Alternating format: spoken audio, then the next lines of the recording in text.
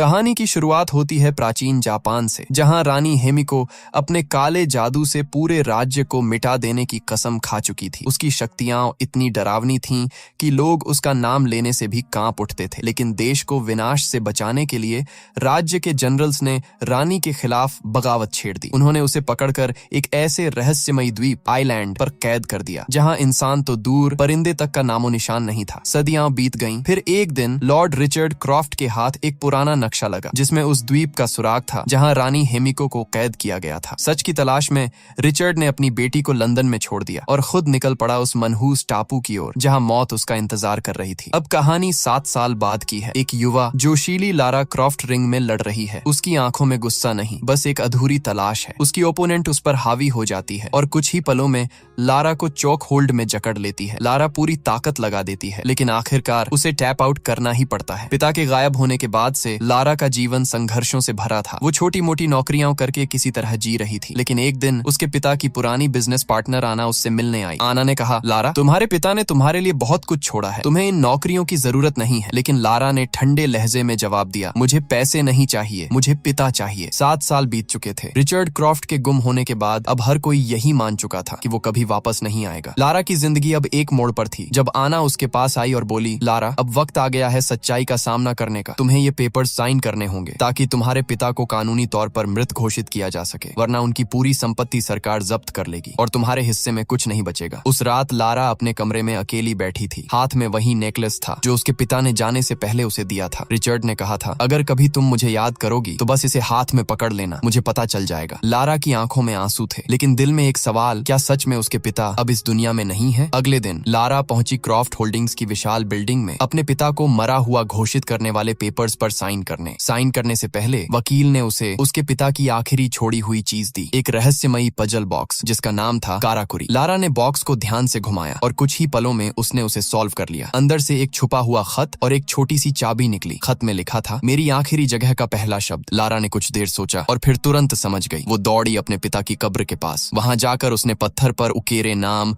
Richard का पहला अक्षर आर दबाया और तभी नीचे से एक छुपा हुआ लॉक सामने आया। लारा ने वो चाबी डाली और जैसे ही घुमाई, कब्र के पीछे की दीवार खिसकने लगी। उसके सामने खुला एक गुप्त दरवाजा जो सीधे जाता था रिचर्ड के सीक्रेट ऑफिस में। अंदर धूल भरी फाइलें थीं, नक्शे और पुरानी रिकॉर्डिंग्स। लारा ने एक वीडियो कैमरा उठाया, उसमें रिचर्ड का चेहरा था। उसने कहा, लारा, अगर तुम ये देख रही हो तो इसका मतलब है कि मैं वापस नहीं आ पाया। तुम्हारी माँ की मौत के बाद मैं उसे दूसरी दुनिया में ढूंढने निकला था। इसी खोज में मैंने प्रोजेक्ट हेमिको शुरू किया, लेकिन ये ताकत गलत हाथों में गई तो पूरी दुनिया पर तबाही टूट पड़ेगी, इसीलिए इसे जला दो। लेकिन लारा के अंदर कुछ बदल गया था। उसने डिब्बे को खोला जिस पर लिखा था हेमिको। जलाने की बजाय उसने हर पन्ना पढ़ना शुरू किया। वहां उसे पता चला रानी हेमिको को यामताए नाम के एक रहस्यमयी द्वीप पर कैद किया गया था। वो द्वीप जहां जाना मौत को बुलाने जैसा था। लारा अब अपने पिता की आखिरी बातों को जोड़ते हुए एक सच के करीब पहुंच रही थी। उसे पता चला कि रिचर्ड यामटाए नाम के उस रहस्यमयी द्वीप की ओर जा रहा था और जिस जहाज के कप्तान ने उसे वहां ले जाने का वादा किया था उसका नाम था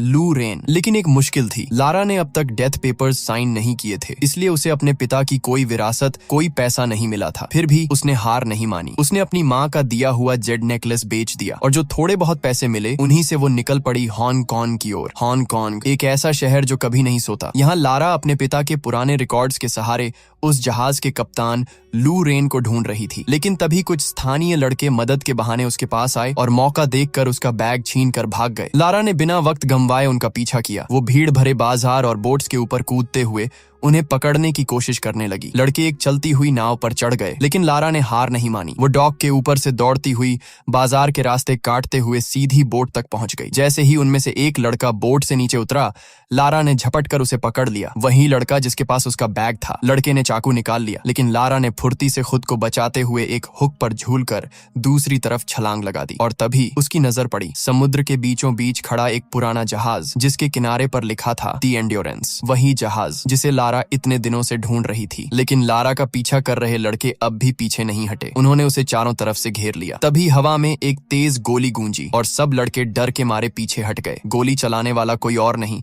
बल्कि कैप्टन लू रेन था। लू ने लड़कों को भगा दिया और लारा से कहा, यहाँ से निकलो, ये जगह तुम्हारे लिए नहीं है। लेकिन लू की हालत देखकर लारा समझ गई कि उसने काफी पी रखी थी। वो लड़खड़ाते हुए जहाज से पानी में गिर पड़ा। लारा तुरंत नीचे कूदी, उस पर पानी फेंककर उसे होश में लाने की कोशिश की और फिर अपने पिता का लेटर निकालकर पूछा, क्या तुम रिचर्ड क्रॉफ्ट को जानते हो? लू ने आधी बंद आंखों से जवाब दिया, रिचर्ड क्रॉफ्ट, वो नाम सुना है। मेरे पिता ने कभी उस आदमी से बात की थी शायद, लेकिन अजीब बात है, मेरा पिता भी उसी ट्रिप पर गुम हो गया था। यह सुनकर लारा सन्न रह गई। मतलब उनके दोनों पिता एक ही सफर पर गए थे, यामाटाए की उस अभिशप्त भूमि की ओर। लारा ने अपने पिता की डायरी निकाली जिसमें कुछ रहस्यमयी कोड्स और निशान बने हुए थे। लू ने ध्यान से उन्हें देखा और कहा, ये कोई नंबर नहीं, ये तो घड़ी की सुइयां लगती हैं। लारा ने तुरंत समझ लिया। उसने नक्शे पर सुइयों के एंगल लगाए और कुछ ही देर में पता लगा लिया कि यामाटाए का द्वीप आखिर समुद्र के किस हिस्से में छिपा है। लू ने देखते ही कह दिया कि आइलैंड बहुत ही खतरनाक जगह पर है, वहां जाना मौत को बुलाने जैसा है। उसने कहा, मुझे तो अपने बाप से भी कोई फर्क नहीं पड़ता। लेकिन कुछ देर बाद जब उसने अपने पिता के साथ अपनी बचपन की एक फोटो देखी तो उसका दिल पिघल गया। लारा ने उसकी हालत देखकर कहा, कल रात तुम जुए में पैसे हार रहे थे, है ना? लू हैरान रह गया। लारा ने फिर मुस्कुराते हुए उसे एक डील दी, अगर तुम मुझे उस आइलैंड तक पहुंचा दोगे तो मैं तुम्हें अच्छा खासा पैसा दूंगी। पैसों का नाम सुनते ही लू मान गया और दोनों ने मिलकर यामटाए आइलैंड की ओर अपनी खतरनाक यात्रा शुरू की। समुद्र की लहरों पर जहाज डोलता हुआ आगे बढ़ रहा था। लारा अपने पिता की डायरी के पन्ने पलटते हुए बैठी थी। तभी उसे उनके सामान में एक पुराना एशियन पजल मिला। उसे समझ आया कि रिचर्ड ने लिखा था, हिमिको को एक बंद दरवाजे के पीछे कैद किया गया था और मैंने उस दरवाजे को खोलने का तरीका ढूंढ लिया है। लारा को एहसास हुआ कि उस आइलैंड पर हिमिको की जगह तक पहुंचना आसान नहीं होगा। वहां उन्हें कई मुश्किलों और जालों से गुजरना पड़ेगा। लेकिन खतरा सिर्फ वहां तक पहुंचने का नहीं था, क्योंकि रिचर्ड के मिशन पर एक रहस्यमयी संगठन नजर रख रहा था। उनका नाम था ऑर्डर ऑफ ट्रिनिटी, एक ऐसा ग्रुप जो जादुई शक्तियों के जरिए इंसानों पर राज करना चाहता था। रिचर्ड को डर था कि अगर हिमिको की ताकत इन लोगों के हाथ लग गई तो दुनिया तबाही में डूब जाएगी। रात का अंधेरा गहराने लगा था। लारा अपनी बर्थ पर सोई हुई थी कि अचानक उसकी आंख खुली। बाहर समंदर में तूफान उफान पर था। बिजली चमक रही थी, लहरें गरज रही थीं। लू ब्रिज पर खड़ा जहाज को संभालने की कोशिश कर रहा था, लेकिन हवाएं इतनी तेज थीं कि जहाज हिलकर रह गया। लारा दौड़कर ब्रिज पर पहुंची और देखा कि वो लोग यामाटाए आइलैंड के बेहद करीब आ चुके हैं, लेकिन अब विशाल लहरें जहाज को बार बार पीछे धकेल रही थीं। लू ने चिल्लाते हुए कहा, लारा, जहाज खाली करो, अभी तुरंत। लारा भागकर अपने केबिन में पहुंची। उसने अपने पिता की डायरी उठाई, लेकिन वहीं पुराना पजल पीछे रह गया। तभी जहाज की एक बड़ी लहर से टक्कर हो गई और जहाज का पिछला हिस्सा चट्टान से जा टकराया। सब कुछ टूटने की आवाजों में बदल गया। लारा डेक से फिसलकर सीधा समंदर में गिर गई। तूफान ने लू और लारा दोनों को अलग अलग दिशाओं में बहा दिया। लारा किसी तरह किनारे तक पहुंच गई, थकी टूटी भीगी हुई। उसने इधर उधर देखा, चारों ओर अजीब सी चुप्पी थी। तभी उसे एहसास हुआ कि वो अकेली नहीं है, इस आइलैंड पर और भी लोग हैं। वो कुछ समझ पाती इससे पहले ही किसी ने पीछे से उसके सिर पर वार किया और सब कुछ अंधेरे में डूब गया। अगले दिन जब लारा की आंख खुली तो उसने खुद को एक अजनबी टेंट के अंदर पाया। उसके सामने बैठा था एक अजनबी आदमी, मैथियस वोगेल। वो शांत आवाज में बोला, डरो मत, मैं तुम्हें नुकसान नहीं पहुंचाना चाहता। तुम्हारी ही उम्र की एक बेटी है, मेरी भी। फिर उसने धीमी आवाज में कहा, मैं इस आइलैंड से तब तक नहीं जा सकता जब तक मेरा काम पूरा नहीं हो जाता। लारा ने अपना बैग चेक किया, वो खाली था। मैथियस ने ठंडी हंसी हंसते हुए कहा, जिस चीज की तुम्हें तलाश थी वो अब मेरे पास है, तुम्हारे बाप की डायरी, और अब मुझे वो सब मिल गया है जिसकी मुझे जरूरत थी। लारा ने कांपती आवाज में पूछा, मेरे पिता कहाँ हैं? मैथियस की आंखों में एक ठंडापन उतर आया। हमने उन्हें पकड़ा था, लेकिन उन्होंने हमारी बात नहीं मानी, तो हमें उन्हें मारना पड़ा। ये सुनते ही लारा जैसे पत्थर बन गई। आंखों से आंसू निकले, पर वो चुप रही, क्योंकि उसके दिल में अब सिर्फ बदले की आग जल रही थी। बाहर जब उसे बांध कर ले जाया जा रहा था, उसने देखा कुछ लोग पहाड़ के नीचे डायनामाइट से विस्फोट कर रहे थे। चट्टानें टूट रही थीं और मजदूरों को जबरदस्ती काम करवाया जा रहा था। इन्हीं में से एक चेहरा लारा को पहचान में आया, लू रेन। वो भी कैद था और इन गुंडों के लिए काम करने पर मजबूर। थोड़ी देर बाद मैथियस ने आदेश दिया, सब लोग यहाँ से चलो, हमें अब अगले पॉइंट पर जाना है। रास्ते में लू ने लारा से धीरे से कहा, यहाँ काम करने वाले ज्यादातर लोग या तो मछुआरे हैं जिनके जहाज डूब गए, या फिर बेचारे वो लोग जो इन स्मगलर्स के जाल में फंस गए। लारा की आंखों में आंसू थे। मैथियस ने मेरे पिता को मार दिया। लू कुछ पल चुप रहा, फिर बोला, मुझे भी अभी पता चला, इन लोगों ने मेरे पिता को भी खत्म कर दिया। लारा ने धीरे से कहा, माफ करना लू, मैंने तुम्हें इस खतरनाक जगह पर लाकर सब कुछ खो दिया। लू ने उसकी तरफ देखा, अभी कुछ नहीं खोया लारा, अगर हम जिंदा हैं तो खेल अभी खत्म नहीं हुआ।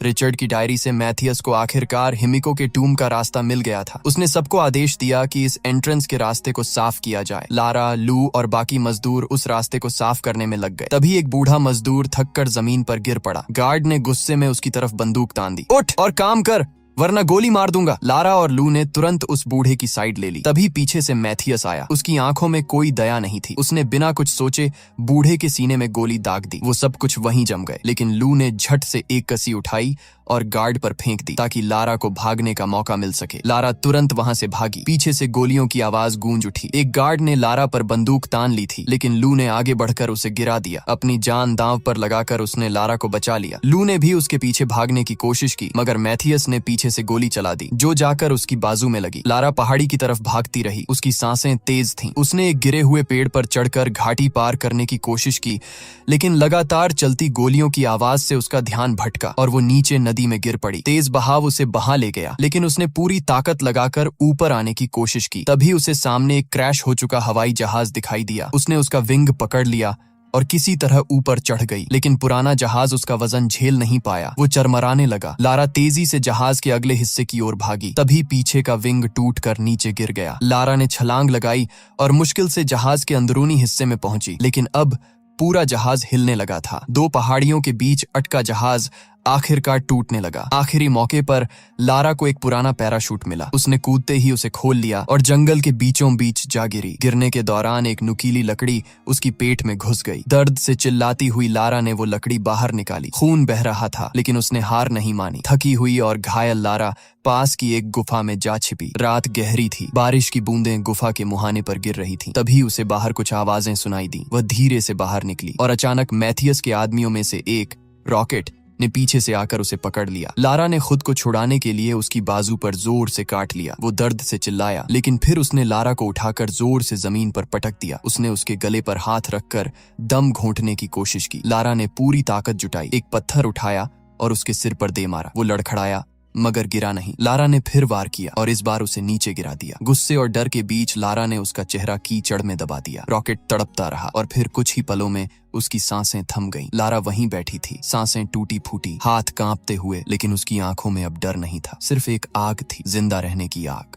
लारा अभी भी अपने हाथों पर लगे रक्त को सोचते हुए हिल रही थी कि तभी अंधेरे में किसी शख्स की परछाई पर उसकी नजर पड़ी। बिना देर किए उसने उसका पीछा किया और पहाड़ी की चोटी पर पहुंचते ही ठंडा झटका लगा। वो कोई और नहीं, उसके पिता रिचर्ड थे। रिचर्ड उसे देखकर सन्न रह गया, पर लारा की आंखों में सच्चाई देखकर उसकी कठोर मुस्कान टूट गई। उसने धीरे से लारा के जख्म पर पट्टी बांधी और फुसफुसाया, अब तुम यहाँ नहीं रुकोगी, मैं तुमको अकेला नहीं छोड़ूंगा। सुबह हुई तो पूरे शिविर में हलचल थी। वर्कर्स ने हेमिको के टूम्ब का रास्ता साफ कर दिया। रिचर्ड ने लारा से पूछा, मेरी सारी रिसर्च जला दी क्या? लारा ने ठंडे लहजे में कहा, नहीं। ये सुनते ही रिचर्ड के हाथ कांप उठे, क्योंकि अगर डायरी अब मैथियस के पास है तो खतरा सिर पर था। रिचर्ड की आवाज में अब डर नहीं, गंभीर चेतावनी थी। अगर हेमिको की कब्र खुली तो ये दुनिया लौट कर पहले जैसी न रहेगी। लारा ने ठान लिया, सीधा टकराव नहीं, चाल चलकर ही जीतना है। उसने पास रखे तीर कमान उठाए और चुपके से मैथियस के कैंप की ओर बढ़ी। टेंट की छायाओं में घुसते ही दिल तेज धड़कने लगा। थोड़ी दूर बैठे लोग किसी काम में मशगूल थे। तभी उसका फोन, मैथियस का सैटेलाइट, अपनी जगह पर चमक उठा। लारा ने सांस रोकी और पलकें झापटी। जैसे ही मैथियस टेंट से बाहर निकला, वह झपट्टे से अंदर घुसी और फोन छीन लिया। हाथ कांप रहे थे, पर जीने की आग और तेज थी। बाहर निकलते ही उसने देखा, लू मैदान में लड़ते हुए खड़ा है। उसने वही गार्ड नीचे गिरा दिया जो वर्कर्स पर नजर रखता था। लू ने बिना देर किए सबको इकट्ठा किया। हथियार उठाओ, अब मौके का फायदा उठाना है। वर्कर्स उठ खड़े हुए। आशा की एक किरण सी लौ जली। लारा ने सैटेलाइट ऑन किया, मैसेज भेजने लगी, लेकिन तभी उसकी नजर पड़ी कि रिचर्ड टूम्ब की तरफ खिसक रहा है। मैथियस की निगाहें अचानक रिचर्ड पर टिक गईं। उसने झट से आदेश दिए और रिचर्ड को घेर लिया। लारा का दिल छलक पड़ा। वो भागी, पर देर हो चुकी थी। मैथियस ने क्रूर चेहरे से कहा, बस ये काम निपटा लूं, फिर घर जाऊंगा। रिचर्ड ने ठंडी हंसी में जवाब दिया, तुम्हारा घर तब तक रहेगा नहीं जब तक वो दरवाजा खुला रहेगा। मैथियस का रुख कठोर हो गया। उसने रिचर्ड को बांधा और टॉर्चर की शुरुआत कर दी। लारा ने दूर से देखा, उसकी सांस तेज, लेकिन सैटेलाइट फोन अब उसके हाथ में था। एक छोटी सी चाल, सही वक्त पर भेजा गया एक सिग्नल, और अब लड़ाई सिर्फ बंदूक की नहीं, चतुराई की भी थी। मैथियस अब बुरी तरह बेकाबू हो चुका था। उसे लग रहा था कि रिचर्ड कभी सच नहीं बोलेगा। गुस्से में उसने अपने गार्ड को इशारा किया, गोली मार दो, लेकिन जैसे ही गार्ड ने ट्रिगर दबाने की कोशिश की, थाक, लारा का तीर उसके सीने में जा धंसा। एक पल में सब थम गया। अब लारा का निशाना सीधा मैथियस पर था। मैथियस ने भी रिचर्ड की तरफ बंदूक तान दी। दोनों के बीच एक जानलेवा सन्नाटा छा गया। मैथियस ने ठंडी आवाज में कहा, अगर तू सच में अपने बाप को बचाना चाहती है तो ये टूम्ब खोल दे। लारा जानती थी ये गलती भी हो सकती है, लेकिन अगर उसने कुछ नहीं किया तो रिचर्ड मर जाएगा। उसके चेहरे पर डर और हिम्मत दोनों की लकीरें थीं। कुछ सेकंड सोचने के बाद उसने धीरे से कहा, ठीक है, मुझे पता है इसे कैसे खोलना है। लारा ने दरवाजे पर लगे प्राचीन पहियों को घुमाना शुरू किया। ठक ठक ठक, हर घुमाव के साथ दीवारें गूंजने लगीं और फिर एक धमाके के साथ विशाल पत्थर का दरवाजा नीचे गिर गया। भीतर अंधेरा, ठंडी हवा और एक अजीब सी गंध। रिचर्ड ने फुसफुसाया, ये हवा नहीं, हिमिको की सांसें हैं। मैथियस हंस पड़ा, एक इंसान की सांस इतनी खतरनाक नहीं हो सकती। लारा ने आगे कदम बढ़ाया पर तभी क्लिक, उसने गलती से ट्रिगर दबा दिया। नीचे से भाले निकले और एक गार्ड को आर पार कर गए। सब घबरा गए, दीवारों पर साएं हिलने लगे। फिर वो सब आगे बढ़े और एक खाई तक पहुंचे। नीचे सैकड़ों कंकाल बिखरे पड़े थे। मौत की गंध हवा में फैल रही थी। एक तंग पुल पार करते हुए उन्होंने अगला रास्ता चुना, लेकिन तभी एक और गार्ड का पैर ट्रिगर पर पड़ा। धड़ाम! भारी गोल दरवाजे बंद हो गए। चारों तरफ सन्नाटा और फिर जमीन हिलने लगी। दरारें चौड़ी होती जा रही थीं और अब सबके पैरों के नीचे की जमीन टूटने लगी थी। लारा ने देखा, दूसरी तरफ एक गार्ड रुककर उल्टा झांक रहा था। उसकी आंखें अंधेरे में चमक रही थीं। वो दीवारों पर लगे व्हील्स को घुमाने लगा जैसे किसी प्राचीन तंत्र का लीवर। लारा ने तुरंत चाबी की तरह वही व्हील्स पकड़ लिए और घुमानी शुरू कर दी। पर तभी जहां वह खड़ी थी, फर्श धड़ाम से टूट गया। हवा में झूलती हुई वह दरवाजे से लटकी रह गई। हाथ पसीने से फिसल रहे थे, मगर टूटने वाली जमीन पर उतरने का वक्त नहीं था। लारा ने अपनी आखिरी ताकत लगाकर पहियों को घुमाया। अचानक उसके दिमाग में वही पहेली गुजरी, येलो प्लस रेड हार्ट हरा। उसने रंगों को जोड़ते हुए व्हील को सही क्रम में घुमाया। एक हल्की सी हरियाली रोशनी फैलते ही लोहे का भारी दरवाजा धीरे धीरे खुल गया। दरवाजे के खुलते ही सर्द हवा में सड़न की दुर्गंध और कहीं से उठती धीमी सी फुसफुसाहट खुल गई। सामने टूटे फूटे कब्रें थीं, हिमिको की दासियों की कब्रें। जी हाँ, समर्पण की परछाइयां अभी भी टिमटिमा रही थीं। लारा के होंठों पर रिचर्ड की डायरी की वो पंक्तियां तैर आईं। क्या यह श्राप वाकई सच था? वे कब्रों के बीच पहुंचे। रिचर्ड ने मैथियस को विराम देने की विनती की। इसे मत खोलो, ये जहर भरा है। पर मैथियस के चेहरे पर पागलपन था। उसने आदेश दिया और गार्ड्स ने ताबूत खोला। अंदर से टूटी सड़ी हुई देह निकली। पर तभी अचानक जैसे सांसों का एक ठिकाना बदल गया हो, हिमिको की आंखें झपकीं। पहले तो सब सिर्फ सदमा में खड़े रहे, फिर हिमिको का शरीर सूखता, सिकुड़ता और रेंगता सा हुआ। उसका रूप बदलने लगा। लारा के मन में पहेली की पंक्तियां गूंजी, जिंदगी वापस पाने के लिए उसे मरना होगा और जो भी हाथ लगाता है उसकी मौत। लारा ने चीखते हुए गार्ड्स को रोकने की कोशिश की, पर उनका हाथ हिमिको पर पहुंचा ही था। और तभी हिमिको उठ खड़ी हुई। हवा थम गई, सन्नाटा गर्भित हो गया। वहां सिर्फ एक नामुमकिन भयानक खामोशी रह गई, जो बताती थी कि अभी अभी कुछ टूट चुका था और अब दुनिया के लिए मौत की घड़ी खूब करीब खड़ी थी। मैथियस को पहले तो यकीन ही नहीं हुआ। उसे लगा ये सब किसी किस्म का ड्रामा है, कोई चाल जिससे उन्हें डराया जा सके। लेकिन तभी वह गार्ड जिसने सबसे पहले हिमिको की बॉडी को छुआ था, दर्द से चीख उठा। उसके हाथ काले पड़ने लगे, नसें फूलने लगीं और उसका मांस गलने लगा, मानो कोई जहरीला जंतु उसकी नसों में दौड़ गया हो। अब सबको समझ आ गया, हिमिको के शरीर में कोई भयानक वायरस था और इसी वायरस को दुनिया से छुपाने के लिए उसने खुद को इस कब्र में कैद किया था। देखते ही देखते उस गार्ड का पूरा शरीर सड़ गया। डर और दर्द से पागल होकर उसने गोलियां चला दी। उसकी गोली दूसरे गार्ड को लगी जिसने बॉडी को पकड़ा हुआ था और वह वहीं गिर पड़ा। अगले ही पल मैथियस ने बिना झिझके उस पहले गार्ड को भी गोली मार दी। इस भयावह नजारे के बावजूद मैथियस का लालच कम नहीं हुआ। उसने कांपते हुए हाथों से हिमिको की एक उंगली काटी। बस यही सबूत मेरे बॉस को काफी होगा, उसने बुदबुदाते हुए कहा। लेकिन जैसे ही उसने ये किया, लारा ने कुल्हाड़ी उठा ली और आखिरी बचे गार्ड पर झपट पड़ी। एक झटके में उसने उसे गिरा दिया। वहीं रिचर्ड ने पास पड़ी बंदूक उठाई और मैथियस की टांग में गोली दाग दी। लारा बाहर की ओर भाग रही थी और उसके पीछे घायल गार्ड पीछा कर रहा था। इसी बीच मैथियस ने जमीन पर पड़े रिचर्ड को कहा, तुम्हें घर जाना चाहिए। लेकिन रिचर्ड की आंखों में सख्ती थी। जब तक हिमिको की उंगली इस द्वीप पर है, मैं कहीं नहीं जाऊंगा। ये वायरस बाहर गया तो पूरी दुनिया खत्म हो जाएगी। मैथियस ने गुस्से में फिर गोलियां चलाईं, पर अब उसकी गन खाली हो चुकी थी। तभी पीछे से एक भयानक आवाज आई। वो गार्ड जो मर चुका था फिर से उठ खड़ा हुआ। उसका चेहरा आधा सड़ा आधा जिंदा था। उसने झपट कर रिचर्ड पर हमला कर दिया। रिचर्ड ने जान की बाजी लगाकर उसे गोली मारी, पर बहुत देर हो चुकी थी। उस गार्ड ने उसे छू लिया था। रिचर्ड की सांसें भारी होने लगीं और अब वो जान चुका था कि वायरस उसके अंदर भी फैल चुका है।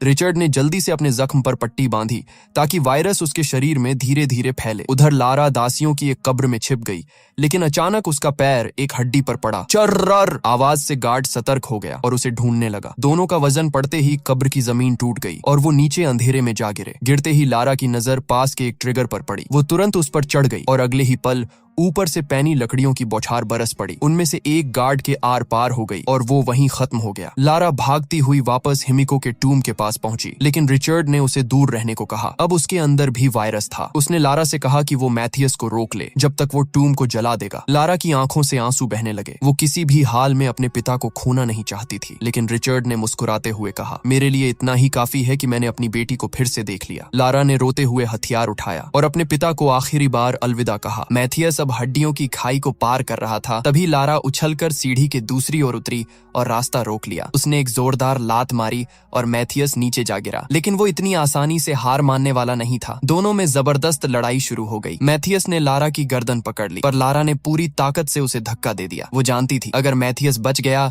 तो सब खत्म हो जाएगा, इसलिए उसने सीढ़ी को ही गिरा दिया। अब मैथियस ने कुल्हाड़ी उठाई और वार किया। लारा जमीन पर गिरी, उसकी सांसें तेज थीं। तभी दूर रिचर्ड ने हिमिको के टूम में बम विस्फोट कर दिया। धमाके की आवाज से मैथियस का ध्यान भटका और उसी पर लारा ने उसे लात मारकर नीचे गिराया। फिर हिमिको की उंगली वाला बैग उसके मुंह में ठूंस दिया। कुछ ही सेकंड में मैथियस के शरीर में वायरस फैल गया और लारा ने उसे खाई में धक्का दे दिया। पूरा टूम हिलने लगा, पत्थर गिर रहे थे, फर्श टूट रहा था। लारा ने दीवार पर चढ़ते हुए ऊपर निकलने की कोशिश की। बाहर लू ने उसे देखा और सहारा देकर किसी तरह उसे बाहर खींच लिया। दोनों ने ट्रिनिटी के हेलीकॉप्टर देखे और पायलट्स को बंदूक की नोक पर वहां से उड़ने को कहा। लंदन लौटकर लारा ने उन पेपर्स पर साइन कर दिए जिनसे ये साफ हो गया कि रिचर्ड अब नहीं रहे और उनकी कंपनी की नई मालिक लारा क्रॉफ्ट होगी। आना ने मुस्कुराते हुए कहा, अब पूरा बिजनेस तुम्हारा है। लेकिन लारा ने ठंडे लहजे में कहा, मुझे इन सब से कोई मतलब नहीं। आखिर में लारा ने वो नेकलेस वापस खरीदा जो कभी उसे बेचना पड़ा था। उसे हाथों में थामकर उसने अपने माता पिता को याद किया। अगर तुम्हें ये कहानी पसंद आई हो तो वीडियो को